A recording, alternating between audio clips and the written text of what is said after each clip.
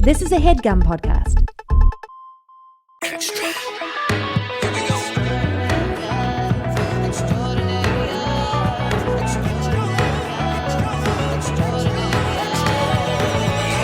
For a moment like this.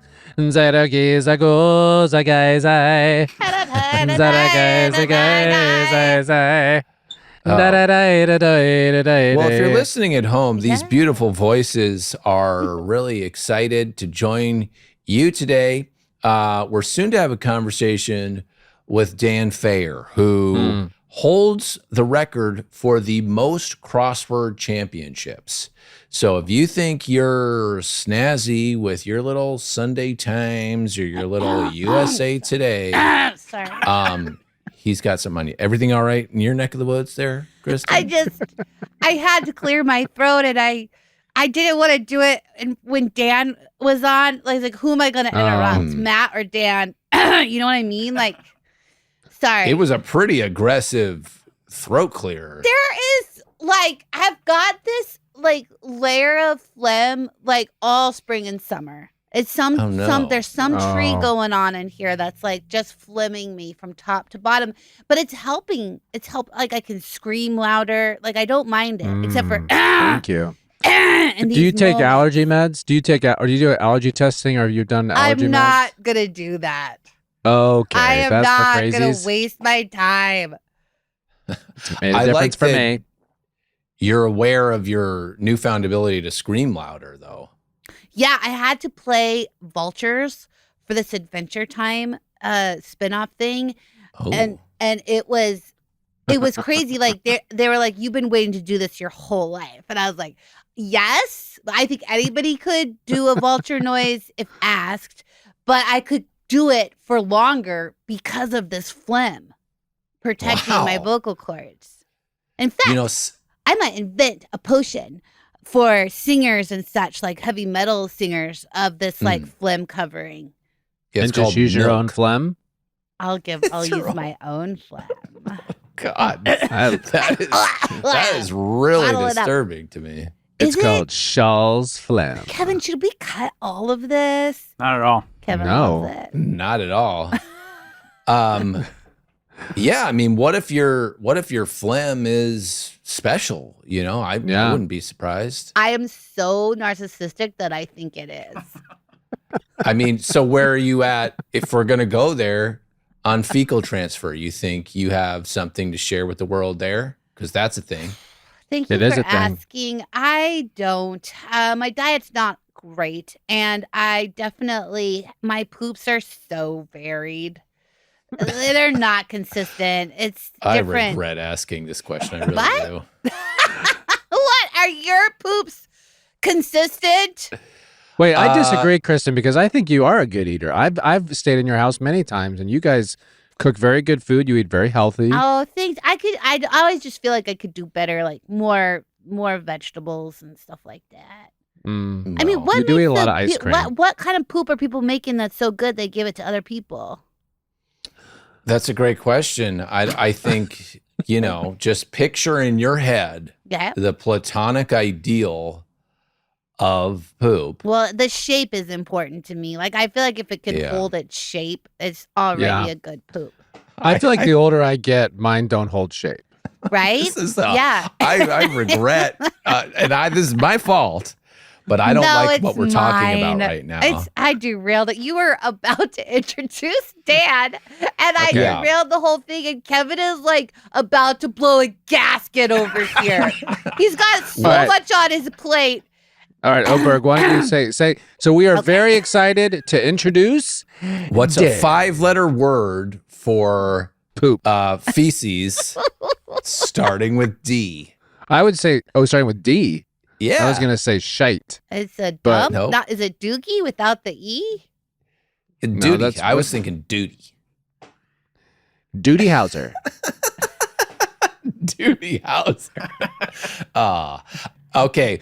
Well, regardless, guys, I'm so excited to speak to Dan. And not only because he's achieved greatness in his crossword pursuit, but because of a unique relationship that he and I have that precedes this conversation. So stay tuned and figure out how I actually know this guy.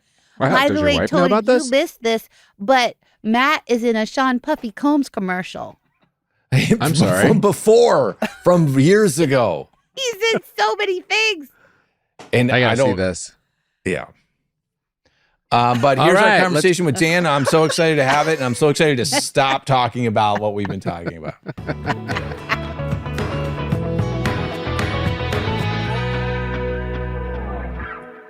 Well, Dan, thank you for joining us today. We think you're extraordinary. Congratulations. Thank you. We do. Can you? And can that's you- all our time. All right, bye-bye, Dan. Like, but wait, you guys are the extraordinary ones. You're Tell right. me more. Tell me more. It's true. No, it is funny how many episodes of TV I've seen you all on, my wife and I. Aw, thanks for You name watching it. TV. But it's most satisfying when I especially on animation, when I hear that's Oberg. Yes, like when you show up thank on you. Harley Quinn, I'm like, Yeah, you get it. Oberg. It's Oberg again. Well, we're excited to speak with Dan Feyer about his crosswording mastery, but I hinted at this at our intro. We do go back prior to this conversation.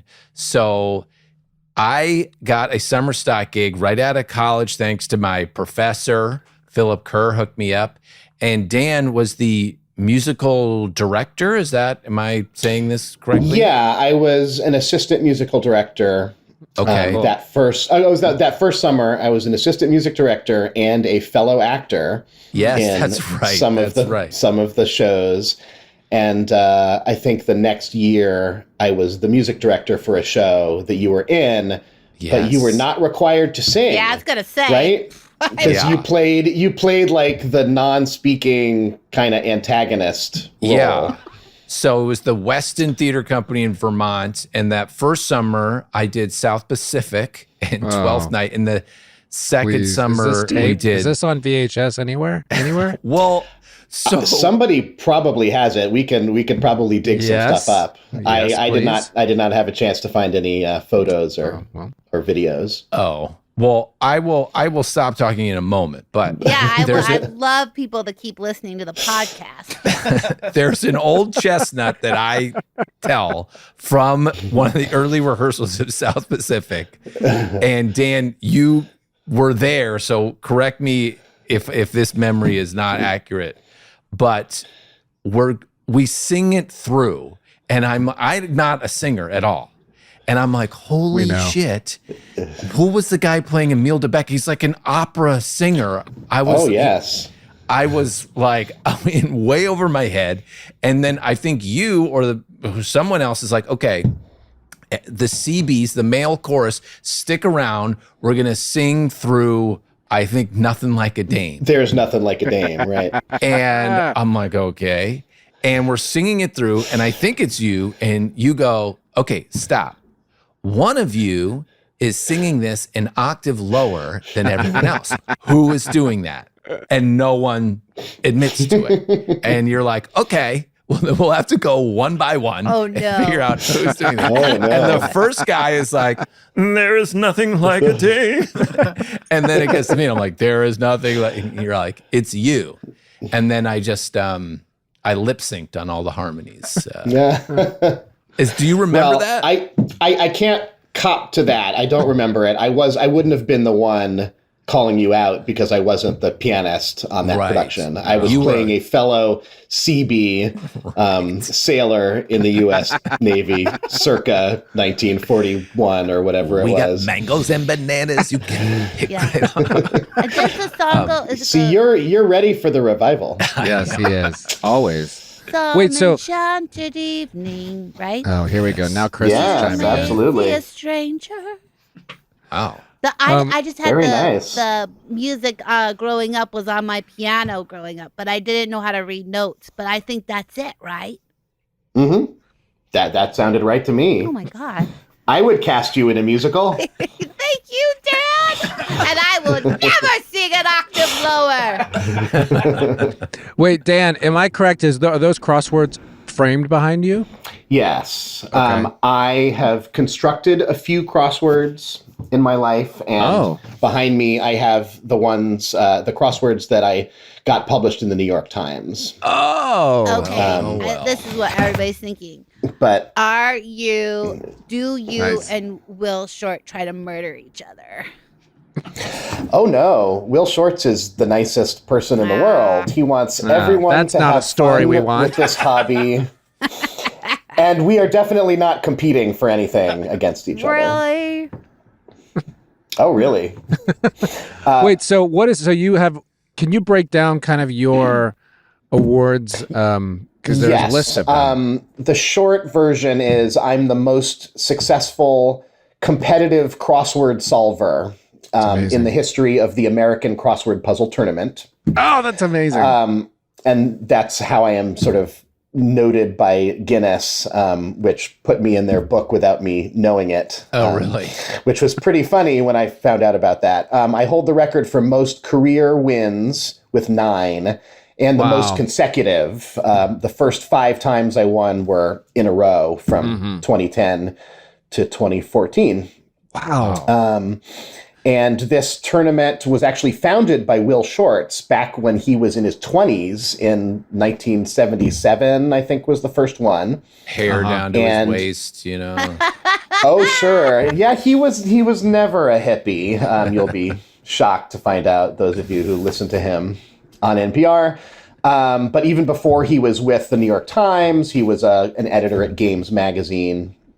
And the Marriott Hotel in Stamford, Connecticut was looking for something to fill a winter weekend. And they said, crossword tournaments, there actually were other ones. They said, maybe we can do a crossword tournament. And they got put in touch with Will, and he started this, which has become now the annual biggest crossword event in the country. Is it in Connecticut every year? It is in Stamford, Connecticut. Oh, wow. It outgrew Stamford at one point and moved to Brooklyn for 7 years. And that's actually when I started going, because I lived in New York. I was doing theater in Manhattan. And by the bug. I was sort of getting into crosswords, but I saw this movie called Wordplay. There's a documentary called Wordplay from 2006. It was a big hit at Sundance, and it did very well for a documentary that followed the tournament. It followed Will Shorts and one of the great puzzle makers, the late Merle Regal, and some of the people who were the top competitors for the tournament. So it would sort of profiling them, following them around, and then showing them, at the tournament that year, which happened to have one of the most exciting finishes that you would have. Shockingly, there is like some high drama occasionally at a crossword puzzle tournament. Love it. And it turned out to be this incredibly interesting documentary. And so I watched it when it was on PBS, at one point, DVR'd it and said, oh, wow, I had no idea about this whole world. I checked, I was free that weekend that they were having the tournament in Brooklyn. And I started going because I could just take the A train from my apartment to get there. And then I really got hooked at that point. This was 2008, the first time I went to the tournament. And I finished in 45th place that first year, which is very good for, first timer. Yeah, I won the rookie division. And then, the second year I tied for first. Whoa. Though I ended up out of the finals because there was a 4-way tie and I lost out on a tiebreaker situation that I wasn't quite understanding. But I won the second tier division because there's different skill divisions. And then my third year, I won the whole thing and won, 5 years in a row. So I had just discovered that I was good at this. I had no idea. I was already 30 at this point. I wish I had known about this skill earlier in my life. So you weren't doing crossword puzzles before that? I was occasionally doing crossword puzzles. When I saw the movie, I had kind of been into it a little bit more for the last year and a half. I had a bunch of books of New York Times crosswords. So I was getting those little compilations from Will Shorts and solving them on the subway or just at home or wherever. But I didn't know a whole lot about it. Didn't know about the people that make the puzzles, about the editing process, and about the other newspapers that are also publishing puzzles. Because when I got really into it, I found the online ecosystem and the blogs that discuss the New York Times puzzle and the other puzzles, and found out like The Onion has a puzzle, which is really fun every week. And the LA Times and the Wall Street Journal and the old New York Sun had a really good puzzle for a while. And I just started solving obsessively, buying all these books. And so I did a lot of puzzles and found that I was getting very good at it. Hi, Matt. Hi, Kristen. What's going on? I'm starving. I'm so hungry. Oh, that's a big problem. Something. I know, and I can't figure out what to do. Like, I don't want to go get any food. I don't want to order any food. I kind of want to cook.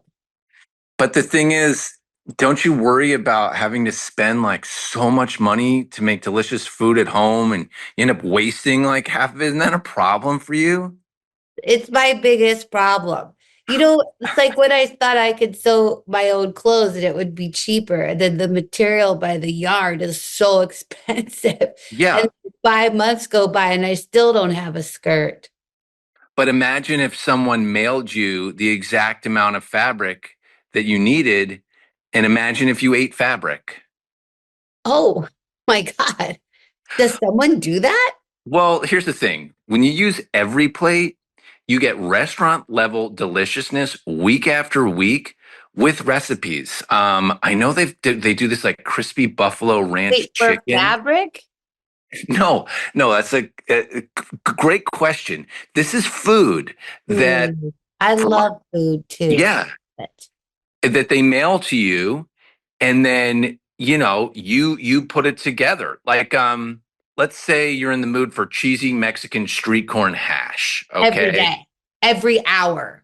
Yeah, and you're not in the mood to spend a ton of money, but you want quality, and let's say you also want quantity. Okay, yeah, that's where EveryPlate comes in.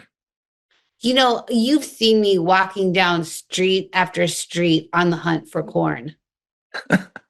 And look, let's be honest. There's not corn out on these streets. Not on every street. Yes. No. Look, you'll spend less on these flavor-packed homemade meals than you would on your normal groceries or at a restaurant, right?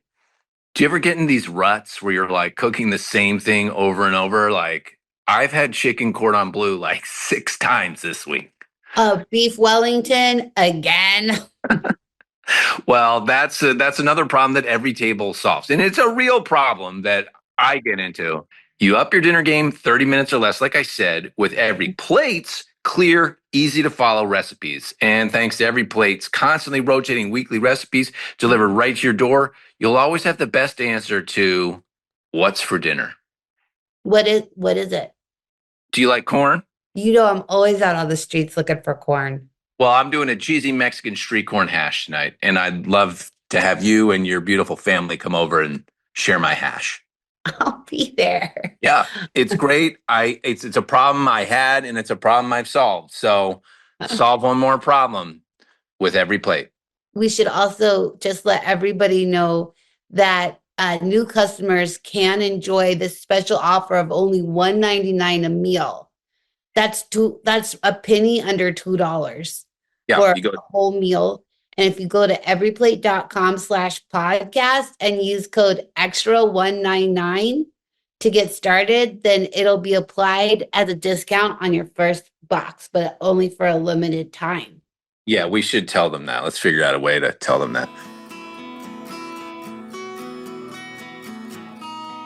So when you go from 45 to tied for first in that year, when we're making the biopic of your life, what is that montage? Did that get greenlit? Yeah, it's getting great. Well, it's getting greenlit. We got to figure out the title. What did you do in that time to get better? For the montage. I was solving. Yeah, it's not that cinematic, so you're going to need a real good editor. Okay. I was solving like 20 or 25 puzzles. I was solving like 20 to 25 puzzles a day. Wow.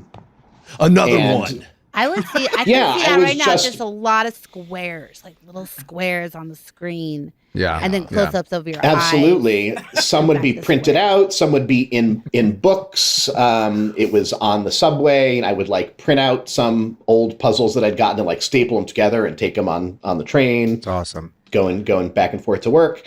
And that's really, if a puzzle takes me like 3 or 4 minutes, which is what it does, when you're at that level, then 20 puzzles, 25 puzzles, that's, an hour or two a day, like any other sort of hobby. But that was my main hobby for a few years there. So would you mind breaking down for those that are very elementary into this and are not great at crosswords? And this is Tony's talking about it. I'm talking about myself. In this time of this, when you were 3 to 4 minutes, is there like a top 3 tricks? I mean, there's obviously massive intelligence that you have that I do not have that section of my brain. But is there like a top 3 tricks that you go, okay, I did this, this, and this that just kind of sped you along? I don't know that there's any real like magic tips to getting better except by doing more crossword puzzles. There is a sort of language to the clues that you have to get to know. Okay. Every answer has a clue, which is theoretically like a synonym of the word, or a fill in the blank of something, or it could be actor Hale is a good way to clue, or actor Tony can clue Hale. And so you have to have knowledge of sort of pop culture and history, but you don't have to know too much stuff. Like I seem to have the right sort of brain for it, in that I knew a broad amount of trivia, but not a deep amount of trivia. So you only have to know the basic stuff, and you have to know how to spell it quickly. Yeah. Which, has always been a good speller too. And, so would you be able to go on Jeopardy with the same skill? Like, is it a Jeopardy thing too? Like you can knock that out pretty quickly? I actually did go on Jeopardy. Right. And unfortunately I did not win. I always used to think that I know enough stuff to get on Jeopardy, but not enough to win a lot of money. And that is exactly what happened. Though in my defense, I did play very well, but I ran into a 21 game champion who was just what was their so name? Good. Yeah, what was their name? It was Chris Panullo. This was in late 22, 23. He was like a professional, like a gambler guy. So he knew exactly the right amount to wager for every daily double and everything. But he also just knew way more than I did. So, but did you challenge him during the breaks to a crossword puzzle off? No. I mean, obviously the contestants don't really see each other during the breaks, or at least not the champion. He just kind of hangs out where he is. While the rest of the people wait for who's going to get picked to be the next victim. But they actually didn't know, the other contestants. I didn't tell them that I was a crossword puzzle champion because I thought it might be a teeny bit of a psychological edge if Ken Jennings, who was hosting, that was the thing that he asked me about. And so the other contestants found out on stage that I was a major crossword champion. And the people in the green room, they had no idea. They smelled water. Didn't really help. Dan, when you do your crosswords, do you do pencil or pen? Pencil exclusively, but mostly on a computer. Like typing is faster than writing. So there are apps that you can use on your computer and of course on your phone to do puzzles without having to print out a piece of paper or to get a physical newspaper. I mean, I haven't touched a physical newspaper in years. Neither has the country. If any of you have, right. Dan, is there one clue that comes up over and over that you're so sick of? Like a go-to that Schwartz is always using? You're like, oh, this again. Oh, well, they do really well at this point, trying not to repeat the same clues. There are answers that come up all the time. One thing that I can never seem to remember is Ilsa and Elsa. There's names. One of them is in Casablanca. I mean, everyone knows now that Elsa is from Frozen, and that's the most popular way to clue Elsa. But this tripped me up once in a tournament puzzle because there's an opera Ilsa or an Elsa. Sure. Now I can't even remember what it is. She's Like in an opera, Elsa. Yeah. Die Meistersinger. Yeah, I still remember that. But Die Meistersinger heroine, and like once you've done so many thousands and thousands of puzzles, there are just automatic like Pavlovian responses to seeing like Frozen, although that could be Anna or Elsa, same amount of letters. Yeah. Do you think New York Times is the top dog, or is there another crossword out there that takes its place, you think? New York Times is the most popular by far, because is it the hardest though? Is it the most complicated, would you say? It's not the hardest. There is a puzzle in Newsday, the Long Island newspaper, where on Saturday, it gets harder through the week. And most of the week, just like the New York Times, I don't know if you know, that it gets the easiest one is on Monday and the hardest is on Saturday. The Sunday one is in the middle, but it's twice as large. So the Newsday puzzle gets harder from Monday to Saturday, but the Saturday one is just extra hard. It's always called the Saturday Stumper. And that one is actually harder than the New York Times. And so the real aficionados will go get, online, or if there are any paper copies, solve the Newsday Saturday Stumper. There are also subscription services, Patreons, websites of independent puzzle makers that publish their own puzzles, and they're also not bound by, the space in the newspaper, because you can only have clues that are so long when you have to fill that little box. And they're not bound by content, rules or whatever that you wouldn't want to put so you could dirtier put duty, stuff. Duty as so absolutely, you can make, do wordplay based on sex and drugs and swear words or whatever. Does a computer make the online puzzle? Do you put in clues and then the computer makes it for you? Computers help with the process. Crossword puzzles now. AI doesn't help a whole lot. Really? But there are computer programs. I mean, AI is sort of overused for any kind of algorithm, right? Like, but computer assistance is important in putting the puzzles together, because once most top constructors who make puzzles have lists of words that are kind of ranked and scored based on how desirable they are to put in a puzzle. So like your Ilsa and Elsa and Anna, those are like medium level. More interesting words with rare letters will get higher scores, like abbreviations like SSN, social security number. I hate abbreviations. Shows up all the time. Less interesting, those get lower numbers. And the computer program helps you optimize to get the best sort of overall vocabulary in your puzzle. And you've now written your own puzzles a few times, right? Yeah, I got into that. I haven't written them in a while. It's not where my skill set lies at all. But a few times I had an idea for a puzzle, and thought I would sort of try to build it out. Give us a clue from one of your puzzles. Yeah. Let's see if we can do it. Do you remember? Yeah, well, he got one in the New York Times. I got 4 of them in the New York Times between like 2011 and 2015. So it was a while ago now. And it's not that much fun for me to make the puzzles for whatever reason. Interesting. I don't have the sort of creative spark. I'm good at editing puzzles, solving them, but I don't come up with because you have to have sort of a clever idea or a punny thing or like a, something interesting as a theme for the puzzle most of the time. That wormholes puzzle from the Sunday Times a few weeks ago threw me for a loop. That was a tough one, but it was cool. Yeah, Dan's like, not me. Well, one across in my first one is band with the 22 times platinum album Back in Black, and it's 4 letters. So it's a little trivia. Yes. What'd you say? AC/DC. AC/DC. I'm going to guess AC/DC. We're locking in AC/DC. Crossing it at the A is envelope abbreviation, or ABBR, envelope abr. ADDR. Address? It's not that, but that could work. Envelope abbreviation. But you're close. It's something that would be written on the envelope. What about ATTN?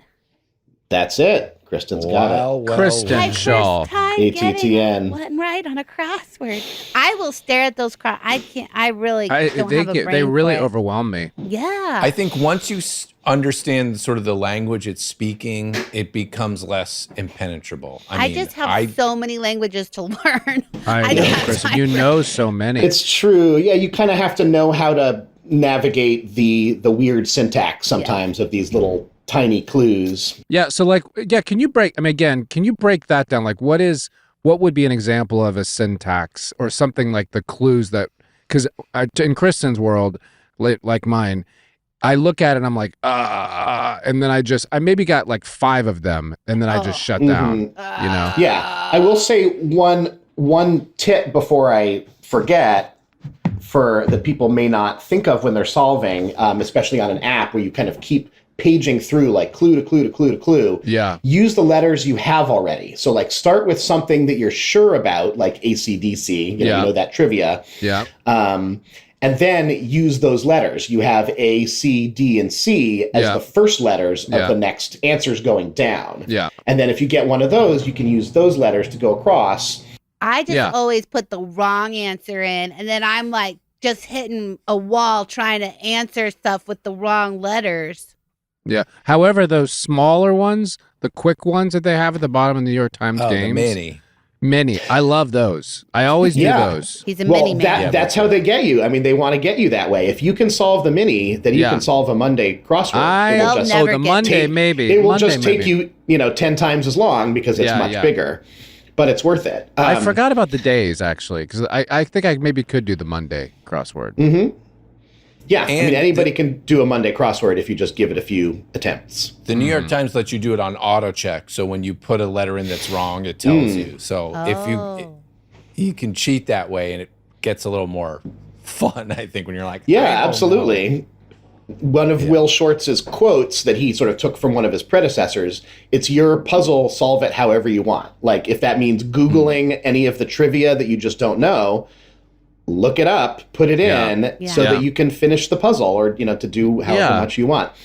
The only place that they don't let you do that is at a crossword tournament. And tell us about that. So like, what is there one coming up? Is that something, is there like a community of people that you've really gotten to know well? Very much. Yeah. You see the same people at these tournaments. There's the biggest one is the one in Stamford, which is in March or April, usually. The granddaddy of them all. That's exactly where there were over 800 people this year, setting a record for attendance, and I finished 3rd. Oh, come on, man, that's amazing! Can we get Kristen to finish first? Disappointing. You should talk to him. He's very entertaining. You got 3rd out of 800. He's a genius on a different level too. Wow, that's amazing. And so everybody does the same puzzles. There are 7 puzzles that are of various sizes and difficulties. Everybody's in a ballroom, although several ballrooms now because it's overflowing. And when they say go, you turn over the puzzle, you solve it, and then when you're done, they write down how many minutes are left on the clock. Gosh. So you get bonus points for however much time is left on the clock. Obviously you lose points, it's not good. You can't make a mistake or leave a blank. Then you go, it costs you a lot of points. And then the top 3 finishers of the qualifying puzzles do the final puzzle, which is the hardest one, which is harder than a New York Times Saturday puzzle and a Saturday stumper, on whiteboards. Wow. So there's 3 whiteboards set up in front of everybody. So you're holding a paper and a dry erase marker with headphones on that are noise canceling and earbuds underneath playing white noise. Because there are commentators, there's people talking to the room of 1,000 spectators, like commentating and making puns and you can't look at how we're doing. The other board. Yeah, you can't see how the other people are doing. You can just vaguely see, peripherally people moving, but you just got to focus on your own. I was so nervous, on your own puzzle. My clothes okay from the back. They should. It's true. I did have to think about like, I can't wear those jeans, this day.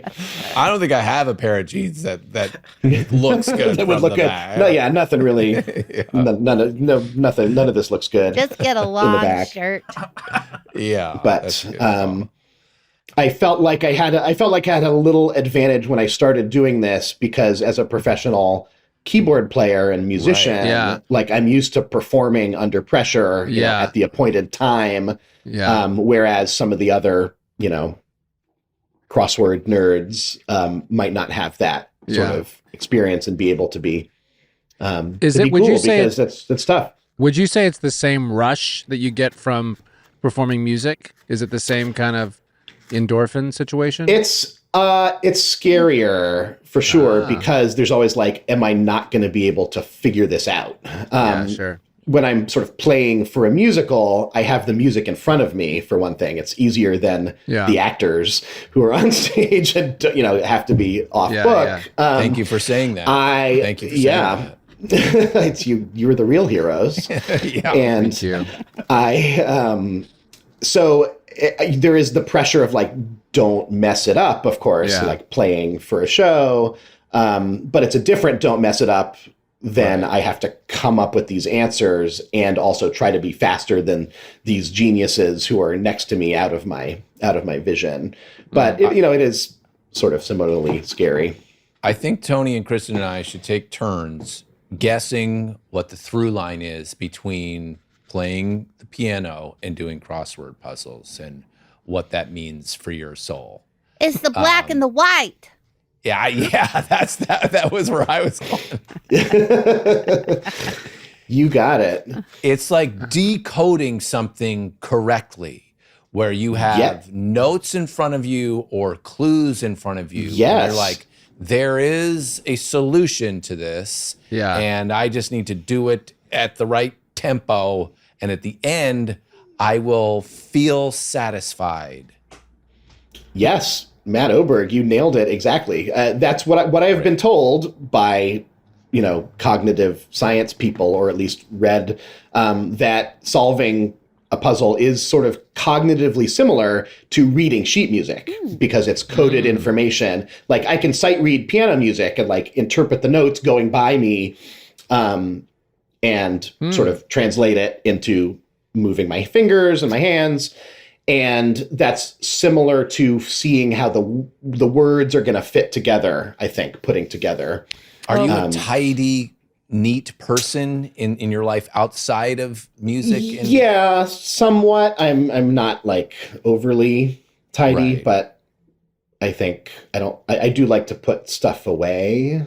There is definitely a satisfaction to solving a crossword, for anybody. That's one of the reasons why it's a popular hobby, is because like it's one of the few things in life that you can successfully finish and be sure that you have done correctly. And like I'm in the market just for like that. sort of any puzzle, can do that, whether it's a Sudoku or I I think the title of the spelling bee, the other times games. Pitch, Dan. I'm sorry. I'm just chomping at the bit.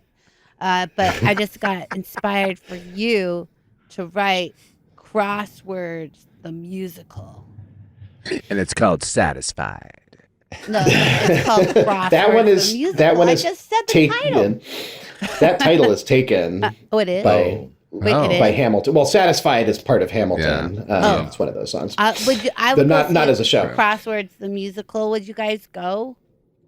I mean, I have had friends tell me that before, like, you got to write a crossword puzzle musical. Yeah. And I say to them, how is that interesting to watch on stage? You might need someone to come up with a good idea.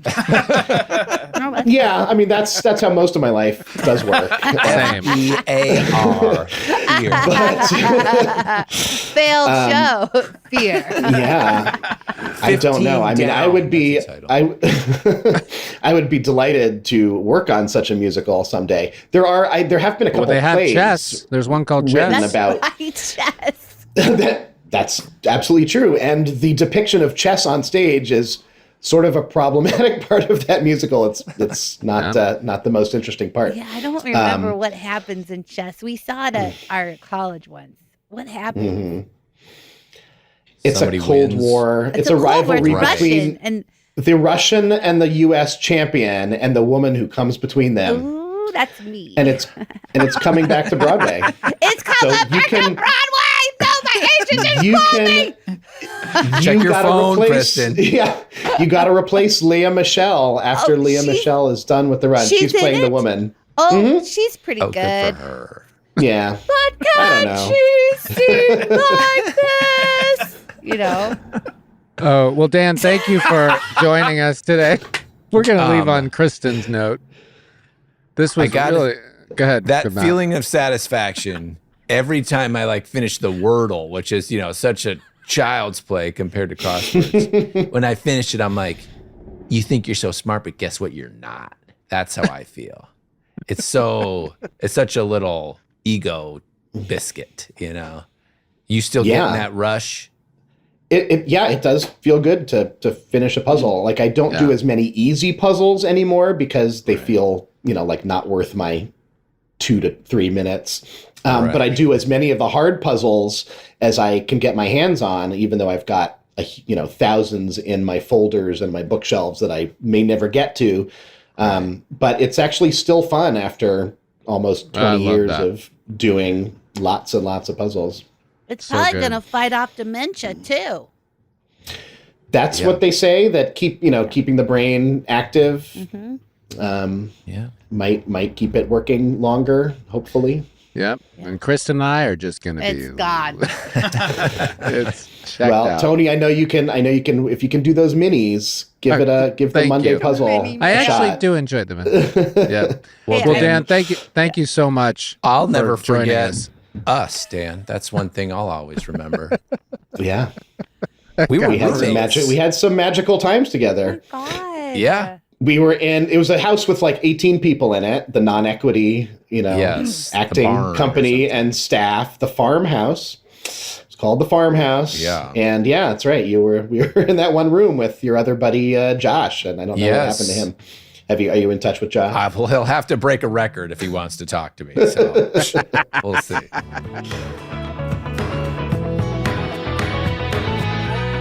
Hey, Chris, that purse is so cool. Isn't that cool? That is so cool. I got it on. It's like a teddy bear. It was on sale on this website called The Real Real, where you can get Is it Marc Jacobs stuff?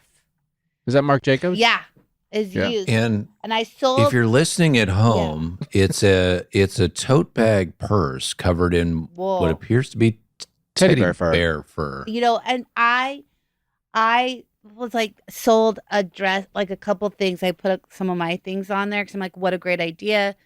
Ooh. I paid so much money for them and they sold for $10. And I was like, tough. I can't.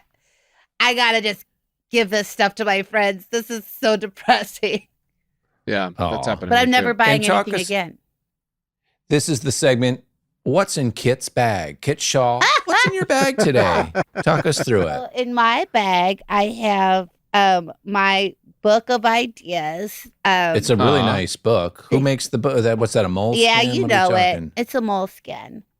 Okay. And then I brought a scarf because you just don't know what the air conditioning is going to be like. Now, Kevin has decided to keep it real balmy in here, so I didn't need this at all, which I'm glad about because I run cold. Oh, of course, I have a well before mask because I'm still not over my COVID feelings. I have a mask in every bag because I'm somewhere. But by the way, it's not even COVID. It's just good to travel. If you're on an airplane, if you're traveling, and if we're going to a job, like Matt's at a job right now, he can't get sick before he goes to that job. Sometimes I feel comfortable, and sometimes someone's like doing a juicy cough near me, and I'm in that space for a long time, and I just put it on. Yeah. And then I get side eyes. I get side eyes. It is the dry cough you got to be worried about. Really? Is that right?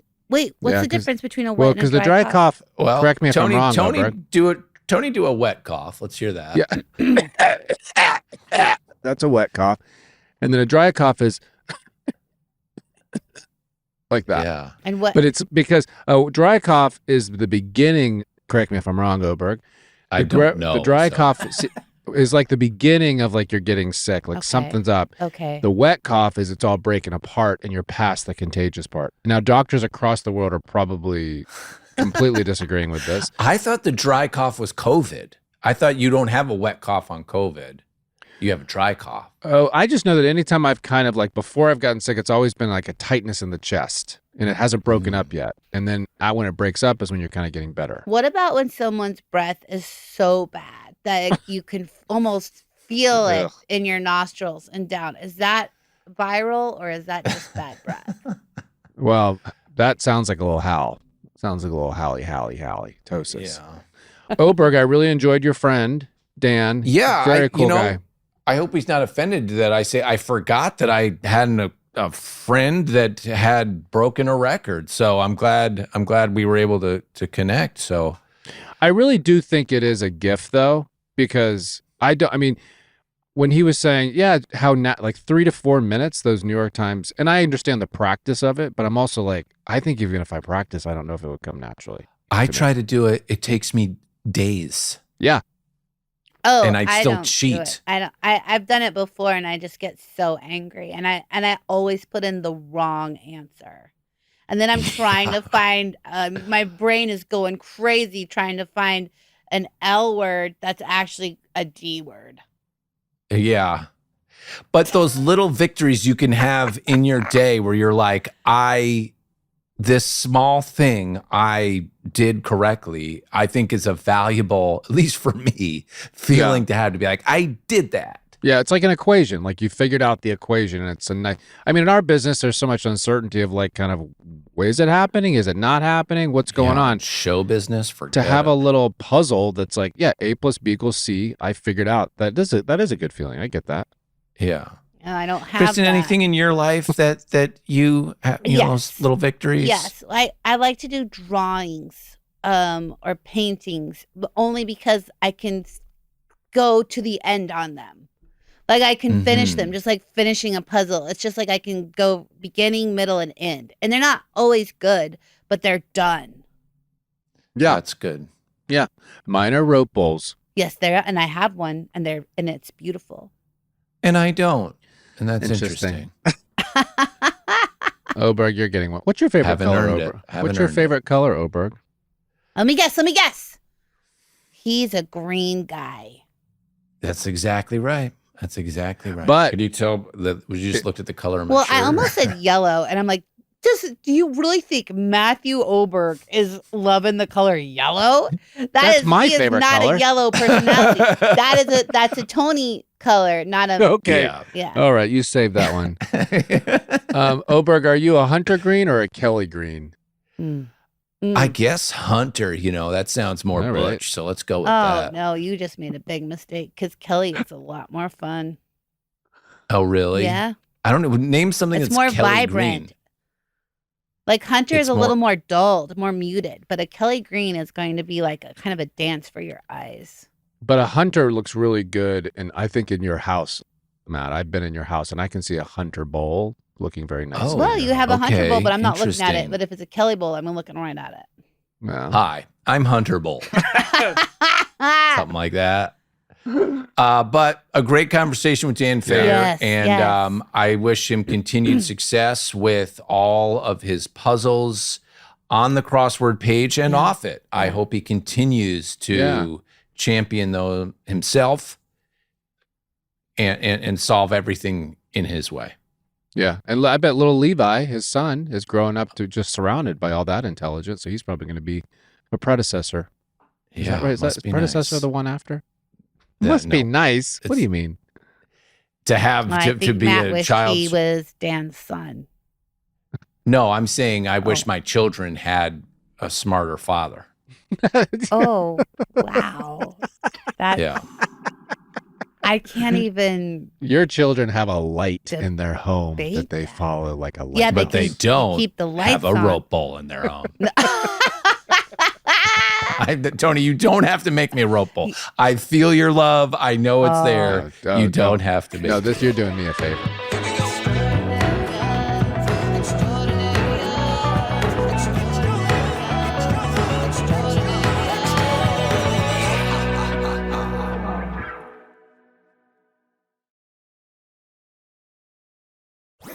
That was a Headgum podcast.